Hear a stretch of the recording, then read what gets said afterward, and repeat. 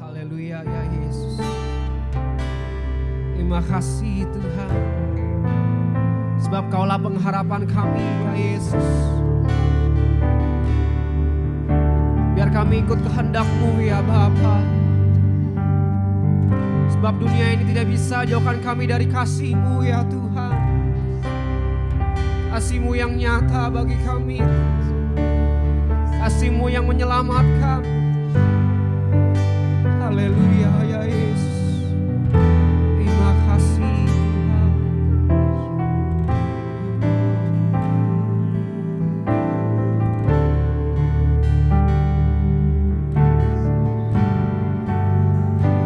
Haleluya.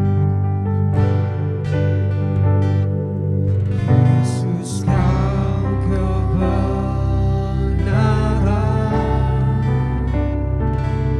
yang menjadi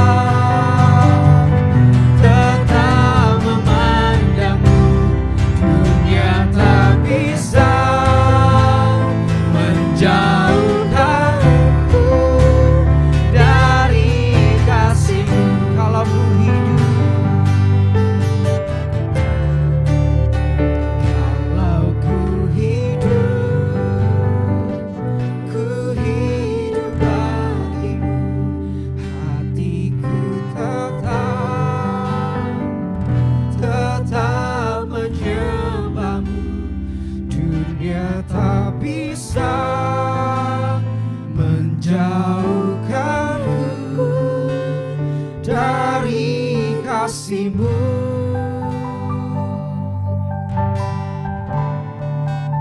Selama ku hidup bagimu, mataku tetap memandangmu. Dunia tak bisa menjauhkanku dari kasih-Mu. Dunia tak bisa, dunia tak bisa menjauhkanku dari kasih-Mu. Sebab dunia tak bisa, dunia tak bisa menjauhkanku dari kasih-Mu. Haleluya Yesus. Terima kasih Tuhan. Kami tahu kasih-Mu sungguh besar dalam hidup kami Tuhan. Terima kasih Tuhan. Karena kasih-Mu kami bisa memiliki pengharapan Tuhan. Karena pengharapan dalam Engkau tidak pernah sia-sia Tuhan Yesus. Tidak pernah mengecewakan bagi kami. Terima kasih Tuhan. Terima kasih ya Bapa. Engkau berkati kami Tuhan Yesus. Kalau sebentar kami akan mendengarkan firman-Mu Tuhan. Biar Kau urapi juga hamba-Mu yang akan bawakan firman-Mu Tuhan. Buat Pastor Nathan ya Bapa. Engkau urapi lidah bibir hatinya Tuhan Yesus. Agar setiap perkataan yang keluar dari mulutnya Tuhan berasal daripada-Mu saja ya Bapa. Terima kasih Tuhan. Terima kasih ya Tuhan Yesus. Kami siap untuk mendengarkan firman-Mu. Di dalam nama Tuhan Yesus Kristus. Haleluya. Amin. Dan tiba saatnya kita akan mendengarkan firman Tuhan dari Pastor Nathan. Semuanya shalom. Semua sukacita, semua bahagia. Sudah siap dengar firman Tuhan? Hari ini tema khotbah kita seperti yang ada di sini, cross the flesh, menyalibkan kedagingan. Tapi kalau saudara lihat di layar itu ada tema besarnya, cross before crown. Nah, kita mau belajar sama-sama ya. For your information, tidak ada Tuhan lain selain Tuhannya kita yang mau mati buat kita. Gak ada. Kita sudah mengambil keputusan yang terbaik. Untuk ikut Tuhan kita sudah ambil keputusan yang terbaik. Karena tidak ada Tuhan lain yang mati buat kita. Jadi sekali lagi saya sampaikan, kita semua sudah mengambil keputusan yang terbaik. Mengakui bahwa Tuhan Yesus Kristus adalah Tuhan dan Juru Selamat kita. Oh ya, sebelum kita baca, saya teringat sebuah prinsip ya. Seringkali kita berpikir Tuhan itu lahir di bumi, yang kita rayakan Natal, dan tema Natal kita beberapa bulan lalu adalah Immanuel, Allah bersama dengan manusia, Allah yang dahsyat, yang luar biasa, yang besar, mau bersama dengan manusia. Wah, hebat banget ya. Sama juga tadi saya katakan, sama juga gak ada Tuhan lain, gak ada Allah lain yang mau bersama dengan umatnya. Hanya yang kita kenal di dalam nama Tuhan Yesus yang mau bersama dengan umatnya. Makanya tagline-nya namanya Immanuel. Nah, kita belajar sama-sama bahwa kelahiran Tuhan di muka bumi dan akhirnya Tuhan menderita, Tuhan mati di kayu salib untuk menebus kita semua. Yang setuju katakan yes, yang mengerti katakan yes, untuk menebus kita. Jadi kita yang dosa, kita yang kotor, kita yang terhilang, kita diselamatkan. Bukan cuma kita diselamatkan, tapi saya sungguh yakin dan percaya oleh bilur-bilurnya kita disembuhkan, kita disehatkan. Jadi buat saudara-saudara yang sakit, buat saudara yang menyaksikan ibadah online dari manapun saudara berada, kuasa kematian Tuhan Yesus bukan hanya menyelamatkan, menebus kita, tetapi juga menyehatkan kita, menyembuhkan kita. Nah, Seringkali kita hanya terpatok dengan prinsip itu. Prinsip itu nggak salah, itu prinsip yang benar banget. Tetapi yang saya mau katakan adalah kelahiran Tuhan Yesus ke dalam dunia, terus selama 33,5 tahun kurang lebih, Tuhan Yesus ada di muka bumi, melayani manusia, bahkan rela menderita sampai mati. Bukan cuma bicara menyelamatkan kita, bukan cuma bicara menebus kita, bukan cuma bicara membersihkan kita, bukan cuma bicara mengampuni kita. Tetapi ada satu hal lain yang saya mau ingatkan kepada saudara semua, bahwa apa yang Tuhan Yesus lakukan itu juga bicara tentang keteladanan. Keteladanan, boleh ngomong kanan kiri, keteladanan. Dan ini yang seringkali kita lupa. Keteladanan. Jadi apa yang kita baca dalam firman Tuhan, apa yang kita dengar dari pemberitaan firman Tuhan, bahkan dalam kelas-kelas pendalaman Alkitab, dalam sharing-sharing kita, saya mengajak kita semua bukan hanya secara euforia menerima, "Wah, aku diselamatkan loh, wah aku ditebus loh, wah aku diampuni loh." Enggak. Cuman itu doang, walaupun itu juga very powerful. Enggak ada Tuhan lain yang melakukan itu buat umatnya. Tetapi yang saya mau katakan adalah apa yang Tuhan Yesus lakukan selama 33,5 tahun kurang lebih tadi, Tuhan juga pengen kita meneladani, kita mencontoh apa yang Tuhan Yesus sudah lakukan. Nah, kita baca Filipi 2 ayat 5-11, hendaklah kamu dalam hidupmu bersama menaruh pikiran dan perasaan yang terdapat juga dalam Kristus Yesus. Ini kan ajakan supaya kita meneladani Yesus Kristus. Yang walaupun dalam rupa Allah tidak menganggap kesetaraan dengan Allah itu sebagai milik yang harus dipertahankan. Melainkan telah mengosongkan dirinya sendiri dan mengambil rupa seorang hamba dan menjadi sama dengan manusia. Dan dalam keadaan sebagai manusia, ia telah merendahkan dirinya dan taat sampai mati, bahkan sampai di kayu salib. Ayat 9, itulah sebabnya Allah sangat meninggikan dia dan mengaruniakan kepadanya nama di atas segala nama, supaya dalam nama Yesus bertekuk lutut segala yang ada di langit dan yang ada di atas bumi dan yang ada di bawah bumi, dan segala lidah mengaku Yesus Kristus adalah Tuhan bagi kemuliaan Allah Bapa. Saya ajak kita melihat ayat 9 lagi, itulah sebabnya Allah sangat meninggikan dia dan mengaruniakan kepadanya nama di atas segala nama, supaya dalam nama Yesus bertekuk lutut segala yang ada di langit dan ada yang di atas bumi dan yang ada di bawah bumi, dan segala lidah mengaku Yesus Kristus adalah Tuhan bagi kemuliaan Allah Bapa. Ayat 9 kita baca bahwa Bapa di surga meninggikan Yesus Kristus dan mengaruniakan kepadanya nama di atas segala nama. Bapa di surga meninggikan Yesus Kristus. Bapa di surga memuliakan Yesus Kristus. Jadi ada sebuah happy ending yang luar biasa, betul ya? Happy ending, dimuliakan. Kalau tadi dari awal saya kasih judul besarnya adalah Cross Before Crown. Dapat mahkota,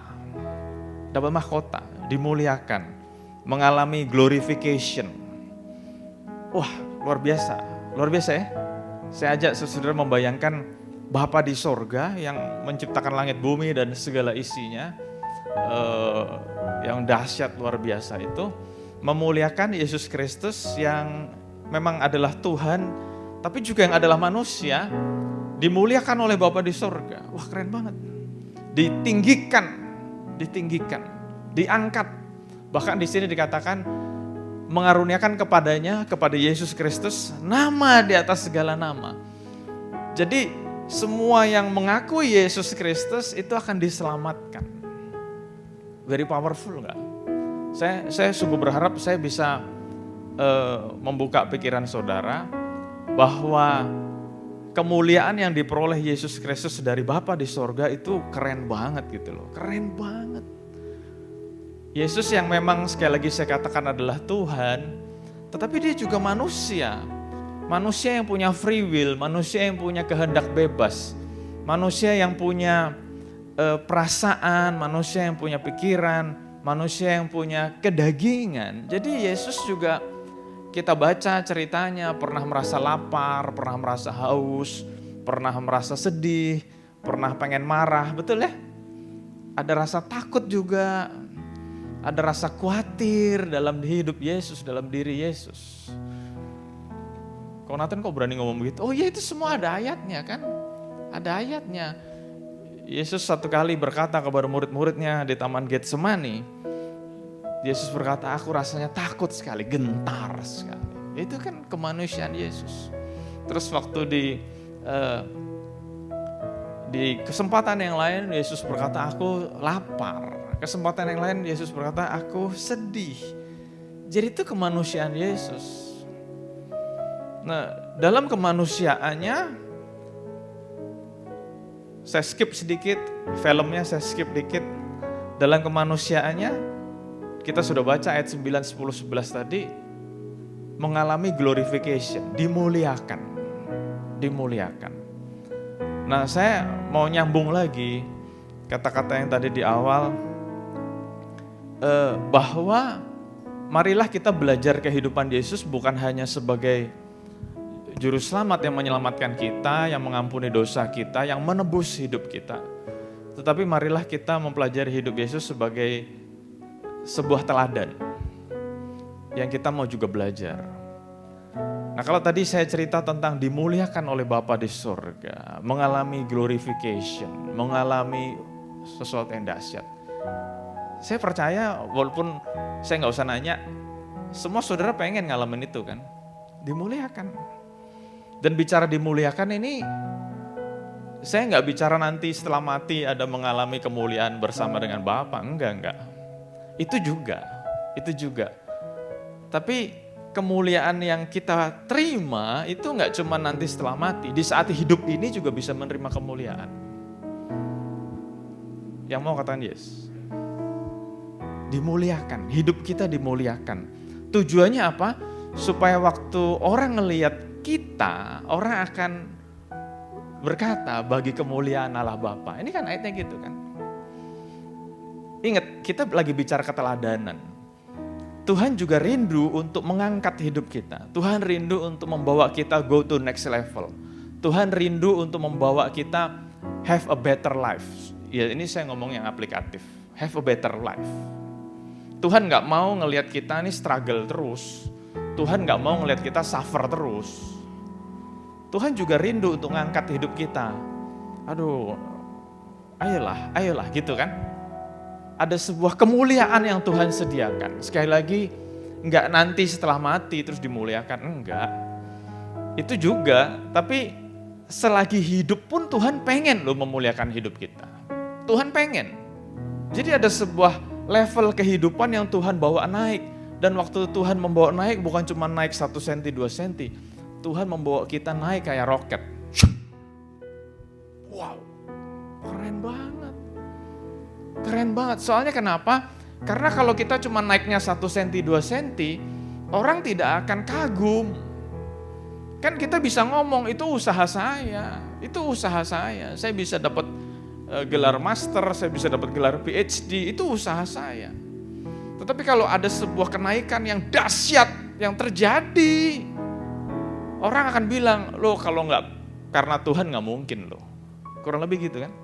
Pasti karena Tuhan. Dan itu yang Tuhan mau lakukan dalam hidup kita. Tuhan mau membawa kita kepada kemuliaan. Tuhan mau membawa kita kepada crown tadi. Tuhan mau membawa kita kepada sebuah tahapan dalam kehidupan ini yang membuat orang geleng-geleng, membuat orang tua kita geleng-geleng. Kok kamu bisa ya? Dan saya mau mata kita, fokus kita, pemandangan kita tertuju kepada titik itu. Tuhan, bentuklah hidup ini supaya sampai akhirnya kehendak Tuhan terjadi dalam hidupku. Sampai semua kita fulfill rencana Tuhan. Tuhan punya rencana yang dahsyat luar biasa. Dan Tuhan rindu mengangkat hidup kita sampai semua orang ngelihat kita, mereka akan kagum dan mereka bilang, Pasti karena Tuhan. Pasti karena Tuhan. Yang mau katakan yes sambil lambaikan tangan. Nah sekarang how to get there? Gimana sampai ke sana? Ya saudara mau kan? Bagaimana kita sampai ke sana? Nah, seperti tadi saya sudah ngomong berkali-kali, Yesus memberikan keteladanan. Yesus bisa diangkat sedemikian rupa supaya akhirnya seluruh dunia memuliakan Bapa yang di surga. Ternyata ada syaratnya. Nah, saudara mau ikut syaratnya enggak? Ini kan ngomong keteladanan. Saudara mau belajar syaratnya? Dan setelah belajar, saya berharap saudara mau melakukannya. Saya juga, ini khotbahnya bukan cuma buat yang dengar, tapi buat yang ngomong juga. Kita lihat ayat yang ke-6, yang walaupun dalam rupa Allah tidak menganggap kesetaraan dengan Allah itu sebagai milik yang harus dipertahankan. Kita lihat satu demi satu. Yesus yang adalah Tuhan, sekali lagi saya katakan Yesus yang adalah Tuhan, Yohanes 1 ayat 1 berkata pada mulanya adalah firman, firman itu bersama dengan Allah dan akhirnya firman itu menjadi manusia. Yesus adalah Tuhan loh. Yesus punya fasilitas Tuhan, Yesus punya status Tuhan, Yesus punya status kealahan, dia punya status divine, keilahian. Nah, tadi saya udah ngomong kan, untuk mencapai happy ending tadi, glorification tadi, Yesus nomor 1, dia walaupun dalam rupa Allah, tidak menganggap kesetaraan dengan Allah itu sebagai milik yang harus dipertahankan. Jadi saya mau ajak kita semua belajar di keteladanan Yesus. Kok bisa ya Yesus ditinggikan oleh Allah Bapa? Kok bisa ya Yesus mengalami glorification? Kok bisa ya Yesus mengalami dimuliakan? Masa saudara gak mau sih? Iya dong. Nah kalau saudara udah mau, gimana ya caranya? Yesus bisa dimuliakan oleh Bapa di surga. Nah nomor 1, Yesus memberikan teladan, walaupun dia Allah, dia tidak menganggap status Allah itu sesuatu yang mesti dipertahankan. Nah kalau saudara ingat beberapa minggu lalu, beberapa bulan lalu, bukan hanya di ibadah minggu, tapi di fuel saya ngomong, ini bukan kesombongan, tapi ini sebuah proses yang Tuhan bawa saya, sehingga saya bisa ngomong, buat saya sekarang, I have nothing to lose, I have nothing to, nothing to lose, nothing to hide, nothing to prove. Nah itu sebuah proses yang panjang loh, saya bisa ngomong gitu, ini proses yang panjang. I have nothing to lose. Kenapa? Karena saya sudah pernah ngalamin beberapa kali, ya saudara tahu kesaksian saya, beberapa kali sesuatu yang menurut saya gak mungkin lepas, sesuatu yang merupakan kebanggaan saya, kebanggaan, sesuatu yang menjadi kebanggaan saya, dan menurut manusia itu gak mungkin lepas, bahkan sampai beberapa hari lalu pun, waktu saya sharing dengan beberapa teman hamba Tuhan, beberapa teman gembala, mereka masih geleng-geleng kepala, mereka ngomong sama saya, Pak Nathan, itu kalau Pak Nathan fight sedikit aja, Pak Nathan pasti menang, gak mungkin lepas. Tetapi sekali lagi ini bukan kesombongan, tapi Tuhan mendidik saya untuk berani berkata, I have nothing to lose. Segala sesuatu yang rasanya hak saya, harus saya berani katakan menurut keteladanan Tuhan Yesus. Aku tidak menganggap itu sesuatu yang perlu dipertahankan. Nah ini saya belajar dari Yesus. Yesus aja yang Tuhan, dia mau melepaskan itu loh. Dia tidak menganggap itu sesuatu yang perlu dijaga-jaga, gak perlu dipertahankan. Jadi nomor 1 yang saya mau sharing sama saudara, lewat pemberitaan firman Tuhan ini, Tuhan akan membawa kita kepada proses pemuliaan tadi, proses glorification. Kalau kita sampai sebuah titik yang berkata, God, I have nothing to lose. Jadi kalau Tuhan mau ambil, silahkan. Dan luar biasa, Ya teman ngobrol saya kan Celina ya. Kita banyak ngobrol soal hamba Tuhan, kita banyak ngobrol soal orang-orang yang dipakai Tuhan luar biasa. Dan ternyata saya menemukan sebuah kesamaan. Mereka akhirnya sampai ke sebuah titik bahwa mereka mengalami yang namanya tidak ada sesuatu pun yang perlu dipertahankan. Nah kalau kita berani melangkah, God, I have nothing to lose. Itu Tuhan sedang membawa kita ke sebuah dasar yang gak enak banget.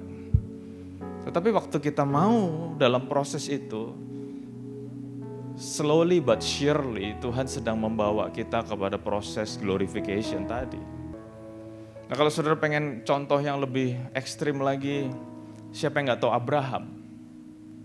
Dia anaknya orang kaya, bukan anaknya orang miskin. Terus Tuhan panggil, ayo tinggalkan Ur Kasdim, tinggalkan keluargamu. Abraham nurut aja. Dengan kata lain Abraham ngomong sama Tuhan, oke Tuhan, I have nothing to lose. Tinggalin keluarganya. Terus dalam perjalanan dia ikut Tuhan, Tuhan kasih dia janji, kamu akan jadi bapak segala bangsa, punya anak yang banyak. Sarah aja sampai ketawa waktu denger janji itu kan ya. Sudah tahu ceritanya? Sarah bilang, ya janji-janji doang. Buktinya aku gak hamil-hamil gitu ya. Dan akhirnya setelah Sarah hamil punya anak, dan setelah Ishak anaknya jadi remaja, Tuhan berkata kepada Abram, Abram, bawa itu Ishak untuk kamu persembahkan, untuk kamu korbankan buat aku. Gimana coba rasanya? Sesuatu yang dijanji-janjikan, Tuhan minta. Setelah Tuhan kasih, Tuhan minta. Nah, dan kita semua tahu ceritanya, Abraham akhirnya happy ending, dia akhirnya diberi gelar sahabat Allah, bapak orang percaya, bapak orang beriman. Ada sebuah glorification yang Abraham terima dari Tuhan. Waktu dia berani berkata bahwa ini semua gak perlu dipertahankan. Ini semua gak perlu dipertahankan. Kalau Tuhan minta ya Tuhan, ya kita mesti kasih. Itu yang pertama. Yang kedua, telah mengosongkan dirinya sendiri. Mengambil rupa sebagai seorang hamba dan menjadi sama dengan manusia. Ini bicara mengosongkan diri itu berarti sampai nol loh, sampai zero. Terserah Tuhan deh mau ngapain. Jadi ayat ini, cerita ini ditulis untuk mendeskripsikan apa yang Tuhan sudah lakukan, apa yang sudah Yesus lakukan, sehingga menerima kemuliaan dari Bapa. Nah, tadi kan saya ngomong, waktu saya siap khotbah, saya bergumul gitu kan ya, Tuhan khotbah apa ya? Soalnya di Hope ini semuanya udah pinter-pinter, udah ngerti lah arti Jumat Agung tuh apa, udah ngerti. Tuhan Yesus mati di kayu salib, Tuhan Yesus menebus kita, menyelamatkan kita. Tapi waktu saya berdoa, Tuhan ingetin saya bahwa nggak cukup di situ, kita harus mau ini loh, cross the flesh. Tidak ada lagi yang kita pertahankan, terus kita harus punya kemauan untuk mengosongkan diri kita. Karena Yesus memberi teladan seperti itu. Ku lepas semua hakku untuk tahu kehendak Bapa. Kan udah nyanyi. Bener gak kita mau melepas semua hak kita? Kita mau mengosongkan diri kita. Orang gak disapa aja. Kok gue gak disapa, gue gak mau ke gereja lagi deh. Aku punya hak untuk disambut. Ya barusan tadi nyanyi, kok lepas semua hakku. Berarti kan cuma lip service kan. Aku punya hak untuk disambut. Aku punya hak untuk dilayani. Aku punya hak untuk, ya gak tahu lah apalah. Nah kita udah nyanyi, ku lepas semua hakku untuk mengenal Tuhan. Kata-katanya powerful. Tapi saudara yang diajak nyanyi ini sadar nggak lagunya kata-katanya seperti itu? Ku lepas semua hakku. Men, beneran berani melepas semua hak. Kalau saudara bilang bener kok, yes, saya mau ngomong congratulations, berarti saudara sudah melakukan poin yang kedua. Kalau tadi poin yang pertama, I have nothing to lose. Poin yang kedua, kita juga harus berani melepaskan semua hak kita. Seperti Yesus berkata, aku mengosongkan diriku. Jadi zero, mengosongkan tuh zero. Kosong. Mengambil rupa seorang hamba dan menjadi sama dengan manusia. Dia yang adalah Tuhan, dia yang adalah divine, ilahi, mau jadi seperti manusia. Saya percaya kita semua familiar dengan film-film superheroes, ya kan? Beberapa superheroes diceritakan mereka itu demigod, setengah dewa kan? Seperti Thor, gitu kan, setengah dewa kan? Thor waktu dipukulin, waktu kekuatannya hilang, itu Thor yang keberapa lah saya lupa. Waktu dia dipukulin, ada rasa ingin membalas, pengen ngelawan, tapi gak bisa, kekuatannya hilang. Nah, waktu Yesus ada di muka bumi ini, dia masih punya kekuatan itu. Dan dia berkata kalau aku berseru kepada sorga untuk mengirimkan bala tentara, itu pasti datang. Tapi Yesus menolak melakukan itu. Kenapa? Karena dia mengosongkan dirinya. Jadi saya mau cerita sama saudara, walaupun saudara mampu melawan, saudara mampu ngebantah, saudara mampu membalas. Tetapi waktu kita mengosongkan diri, kita rela untuk dibentuk Tuhan. Mungkin Tuhan bentuk kita lewat teman kita, mungkin Tuhan bentuk kita lewat pemimpin kita. Sakit rasanya. Aku bisa bales. Tapi waktu saya ngadepin hal-hal yang tadi saya cerita, nggak tahu kenapa ayat ini muter-muter di kepala saya. Mengosongkan diri. Mengosongkan diri. Kayak orang nggak mampu aja. Ibaratnya sebetulnya kita punya kemampuan untuk melawan. Betul nggak? Kita punya kemampuan untuk melawan.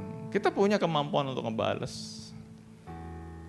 Seenggak-enggaknya gue kasih pelajaran lah, biar lu tahu yang salah lu gitu kan. Manusia kan gitu kan.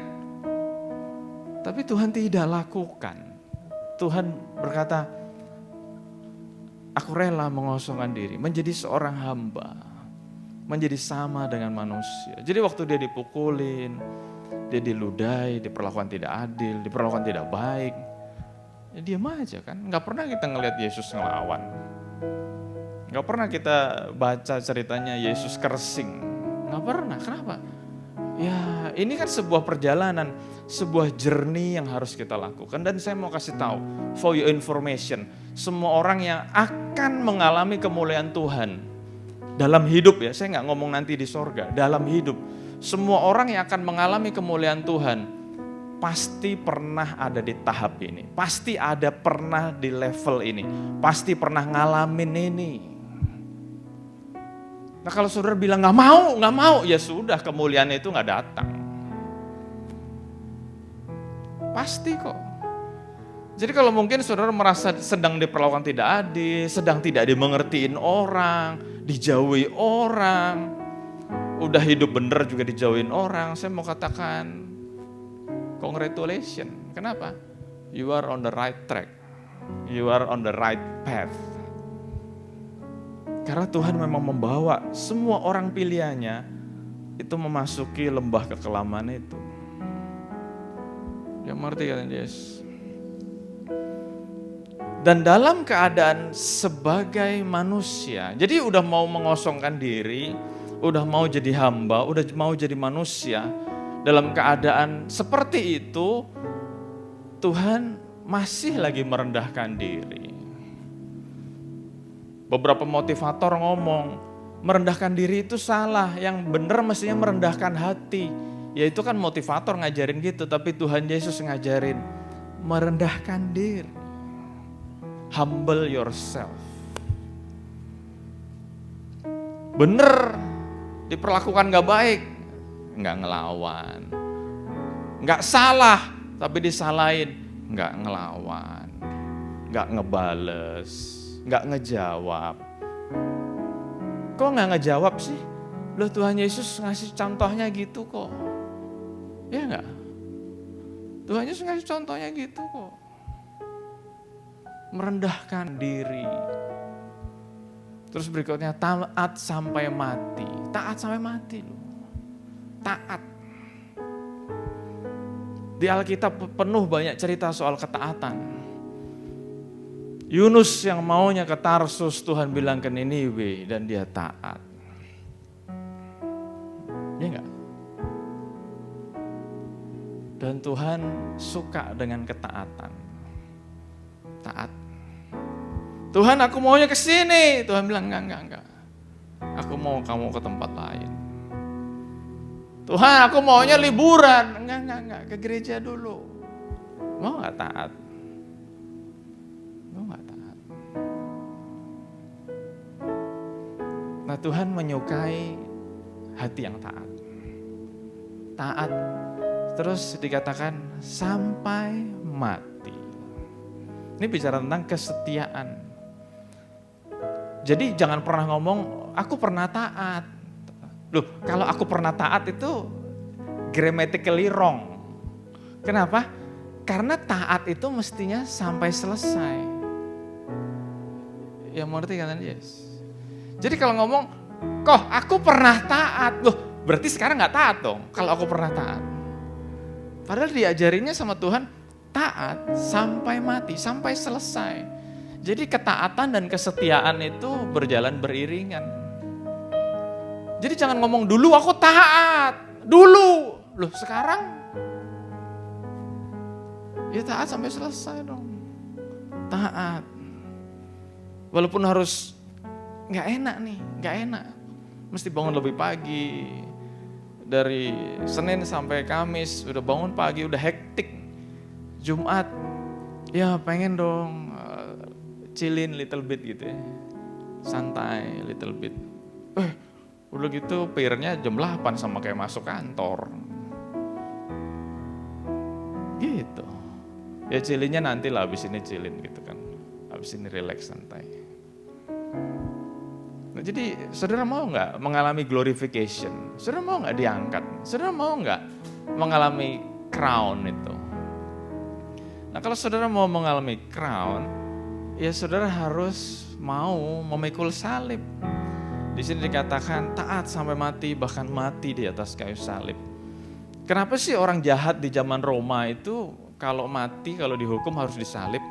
Karena orang Roma punya filosofi, orang yang matinya disalib itu tidak diterima di bumi dan tidak diterima di sorga. Makanya matinya harus antara bumi dan sorga. Jadi matinya digantung di salib. Jadi ini sebuah penghinaan yang luar biasa kepada sosok Yesus. Tapi Yesus rela melakukan itu. Rela. Kenapa rela? Selain mau menyelamatkan kita, selain mau menebus kita, Tuhan Yesus juga tahu caranya begini. Jadi kalau kalian semua, Tuhan Yesus ngomong gitu, kalau kalian semua mau mengalami glorification, mau dapat mahkota dari Tuhan, ya saudara harus mau pikul salibnya. Ya enggak? Nah saudara mau crown, tapi gak mau cross, ya gak bisa dong. Dunia aja ngajarin kok. Kalau mau menang dalam sebuah pertandingan, seorang atlet harus mau mengalahkan kemalasannya. Ya mengerti kan? Yes. Latihan terus, latihan terus, latihan terus. Saya pernah membaca sebuah artikel di surat kabar Kompas beberapa tahun lalu. Seorang bulu tangkis hebat Indonesia namanya Tan Joo Hock. Nah zaman Tan Joo Hock itu dia udah juara All England, betul gak saudara yang tahu bulu tangkis? Dan waktu dia diwawancara oleh Kompas, Pak kok bisa juara? Latihannya gimana? Terus dia cerita dengan ringannya. Zaman dulu persaingan belum banyak. Setiap kali kita mau bertanding, kita baru latihan. Mau pertandingan baru latihan. Sekarang kalau mau bertanding baru latihan, nggak mungkin menang. Sekarang pemain-pemain bulu tangkis itu satu hari latihannya bisa 6 jam sehari, kayak orang kantor aja. 6 jam sampai 8 jam. Dan saudara tahu faktanya, itu juga belum tentu menang. Jadi harus mau memikul salibnya sebagai seorang atlet. Kalau mau menang dalam sebuah kejuaraan, harus memikul salibnya. Salibnya apa? Latihan terus, latihan terus, latihan terus. Gak ada waktu santai, gak ada waktu chillin, gak ada waktu untuk begadang. Kenapa? Orang kalau begadang, stamina pasti menurun. Sama kalau orang mau kaya raya, orang mau punya uang banyak. Kan berkali-kali saya juga ngomong di BPN, saya juga ngomong, orang mau kaya sebenarnya rahasianya gampang, cuma 2. Nomor 1 punya penghasilan yang besar, nomor 2 mengelola keuangan dengan baik. Selesai. Kalau mau kaya, punyalah penghasilan yang besar, nomor 2 kelolalah keuangan dengan baik. Walaupun mungkin penghasilannya baru 1 juta per bulan, baru 2 juta per bulan, kalau kita bisa mengelola keuangan dengan baik, kita bisa kaya. Nah kalau kita mau punya tujuan yang tinggi, tujuan yang besar, salibkan dirimu dulu. Cross your flesh. Yang ngerti kan yes? Nah sama dong dalam kehidupan rohani juga. Kalau kita mau mengalami dimuliakan oleh Tuhan. Temanya, judulnya, pesennya, rahasianya tidak lain dan tidak bukan. Kita harus mau menyalipkan kedagingan kita. Yang mau kata yes. Nah saya ajak hari ini, how to appreciate the suffering of our Lord when we are willing to cross our flesh. Waktu kita mau menyalipkan kedagingan kita. Aku punya hak untuk liburan, aku punya hak untuk jalan-jalan, aku punya hak untuk chillin, aku punya hak untuk santai. Tapi pelayanan membutuhkan saudara. Tuhan membutuhkan saudara. Mau gak cross the flesh? Mau gak mengorbankan? Beberapa ayat saya mau tunjukin ke saudara. Dengan demikian kita telah dikuburkan bersama-sama dengan Dia oleh baptisan dalam kematian, supaya seperti Kristus telah dibangkitkan dari antara orang mati oleh kemuliaan Bapa, demikian juga kita akan hidup dalam hidup yang apa tuh? Baru. Nah kalau kita mau dibaptis dalam kematian, kita akan mengalami kebangkitan Kristus. Ayat 5, sebab jika kita telah menjadi satu dengan apa yang sama dengan kematiannya, kita juga akan menjadi satu dengan apa yang sama dengan kebangkitannya. Seringkali orang mengklaim, aku mau mengalami kuasa kebangkitan Kristus. Oh iya, siapa sih yang gak mau ya mengalami kuasa kebangkitan Kristus? Siapa yang tidak mau? Tetapi pertanyaannya, saudara mau bersekutu dengan kematiannya dulu gak? Kan judul besarnya tadi gitu. Cross before crown. Kalau kita gak mau pikul salib, gimana kita bisa dimahkotai? Yang ku kehendaki Allah mengenal Dia dan kuasa kebangkitannya dan persekutuan dalam penderitaannya, di mana aku menjadi serupa dengan Dia dalam kematiannya, serupa dengan Dia dalam kematiannya, babak belur, supaya akhirnya aku beroleh kebangkitan, kemenangan. Orang kalau mau ngalamin kemenangan nih harus mau babak belur. Orang kalau mau mengalami jadi juara harus mau latihan, harus mau suffering. Kan ini sebuah logika yang gampang. Berbahagialah orang yang bertahan dalam pencobaan, sebab apabila ia sudah tahan uji, apabila ia tahan uji, ia akan menerima mahkota kehidupan yang dijanjikan Allah kepada barang siapa yang mengasihi Dia. Jadi kalau kita mau bertahan, kita mau setia sampai akhir, kita mau mengorbankan hidup kita, merendahkan hidup kita, merendahkan diri kita, humble ourselves. Kok Tuhan jahat banget sih? Enggak, Tuhan gak jahat. Kenapa Tuhan gak jahat? Tuhan bisa melihat jauh ke depan. Karena dia adalah Allah yang maha kuasa, maha tahu. Dia tahu masa depan kita. Dan Tuhan pengen kita fulfill our destination. Kita mencapai tujuan kita. Jadi Tuhan bilang caranya mau gak mau harus begini. Kamu mau gak sampai sana? Caranya tuh gini. Jadi Tuhan kasih tahu, berbahagialah orang yang bertahan dalam pencobaan. Sebab apabila ia sudah tahan uji, ia akan menerima mahkota kehidupan yang dijanjikan Allah kepada barang siapa yang mengasihi dia. Jadi ada mahkota loh. Tuhan, aku berkorban banyak nih. Udahlah gak usah diomong-omongin lah berkorban banyak. Tuhan udah berkorban lebih banyak dari kita. Cuman hari ini saya mau ingetin saudara, keep on fighting. Apapun yang dihadapi, keep on fighting. Jangan menyerah. Apapun, jangan menyerah. Kenapa? Tuhan lagi siapin mahkota yang besar. Saya suka Maleakhi 3:18, saudara catat nanti baca.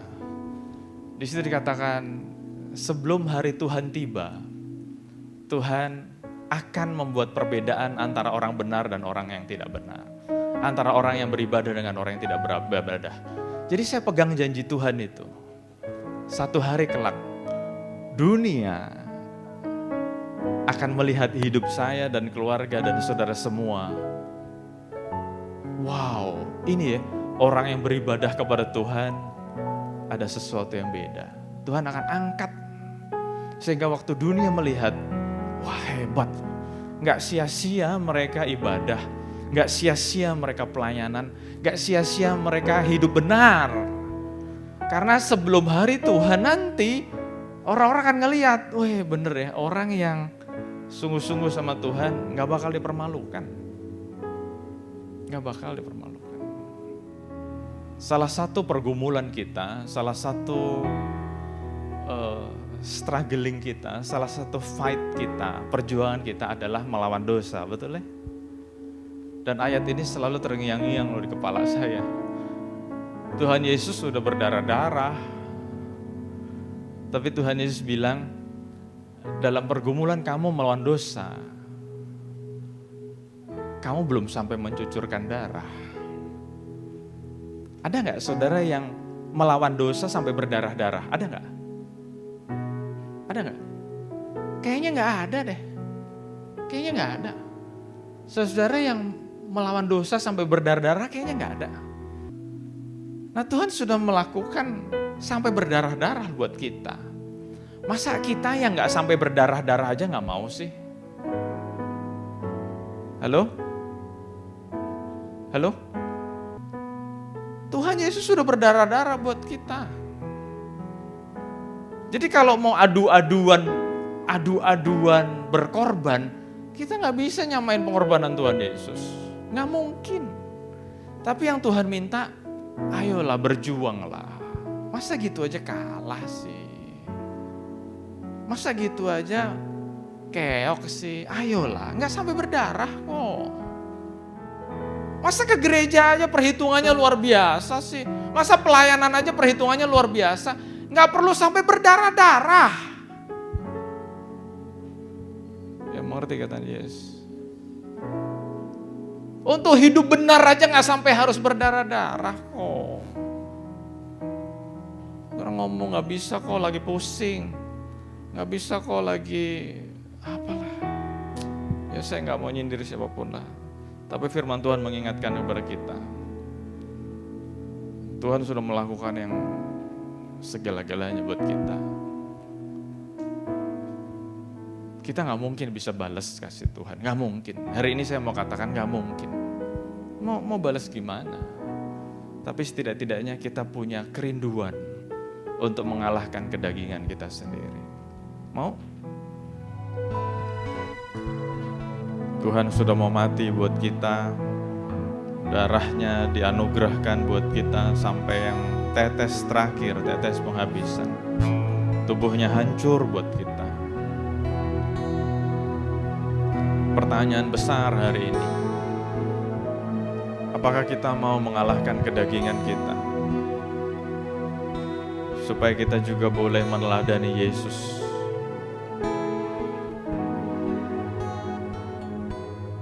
adalah menjadi sebuah sukacita Tuhan waktu melihat kita, anak-anaknya, menang atas segala kedagingan kita, menang atas segala cobaan, menang atas segala keinginan yang tidak sesuai dengan firman Tuhan. Mungkin ada hal-hal yang membuat kita berpikir gak masuk akal. Mungkin ada yang membuat kita berpikir, aduh gak cengli. Tetapi hari ini kita sudah baca firman Tuhan. Tuhan yang jadi contoh buat kita, teladan buat kita. Dia tidak menganggap keserupaan dengan Allah, status Allahnya, fasilitas Allahnya, sesuatu yang perlu dipertahankan. Dia tidak mau itu menjadi halangan buat dia untuk menunjukkan kasihnya kepada kita. Dan dia mau mengosongkan dirinya, dia mau merendahkan dirinya sampai mati di atas kayu salib. Kita sudah baca ayat yang terakhir. Dalam mengiring Yesus, kita yang ada di Indonesia ini gak sampai berdarah-darah, gak sampai dipersekusi. Kalaupun itu terjadi, ya puji Tuhan juga. Tapi dalam mengalahkan kedagingan, kita gak sampai berdarah-darah. Dalam bergumul melawan dosa, kita gak sampai berdarah-darah. Masa sih kita gak mau? Kita melakukan itu buat Tuhan yang sudah mau mati buat kita. Kalau kita berani mengatakan, kau lepas semua hakku, sebuah langkah awal yang baik banget, bagus banget. Tapi saya juga mengajak kita semua, gak cuman saudara-saudara saya juga mau belajar terus. Kita berani melepas hak kita untuk dihormati, hak kita untuk dilayani, hak kita untuk jadi make sense, hak kita untuk jadi cengli. Enggak. Tuhan juga melakukan sesuatu yang gak make sense buat kita. Yuk, saya ajak kita semua berjanji sama Tuhan. Buat anak-anakmu yang mengikuti secara online, Kau juga berkati dimanapun mereka berada. Mereka sudah mengalahkan kemalasan mereka. Mereka sudah mengalahkan segala rasa sibuk mereka. Mereka boleh dengan sungguh-sungguh mengikuti ibadah ini secara online. Buat anak-anakmu yang hadir di tempat ini, Kau juga berkati. Kami boleh ada di rumah Tuhan, menikmati fellowship dengan Tuhan, menikmati fellowship dengan sesama tubuh Kristus. Dan kami percaya Tuhan, setiap kami diberkati Tuhan. Yang lemah sudah dikuatkan, yang susah sudah dihiburkan. Bahkan kami percaya yang sakit sudah disembuhkan dalam nama Tuhan Yesus. Terima kasih Tuhan, aku juga percaya setiap paradigma kami sudah dibukakan. Kami boleh semakin mengerti apa yang menjadi rencana Tuhan dalam hidup kami. Hati kami dijamah Tuhan, pikiran kami dijamah Tuhan.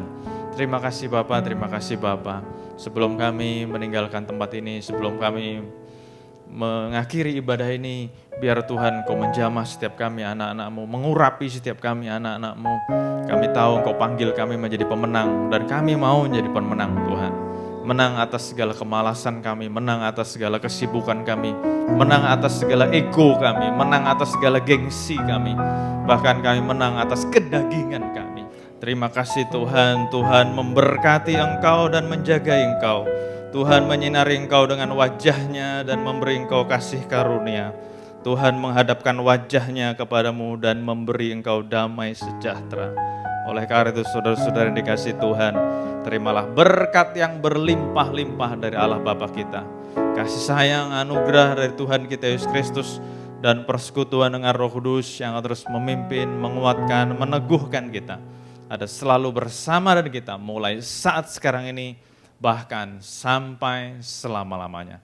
Dan saudara-saudara yang diberkati Tuhan sama-sama katakan amin. Tuhan Yesus berkati.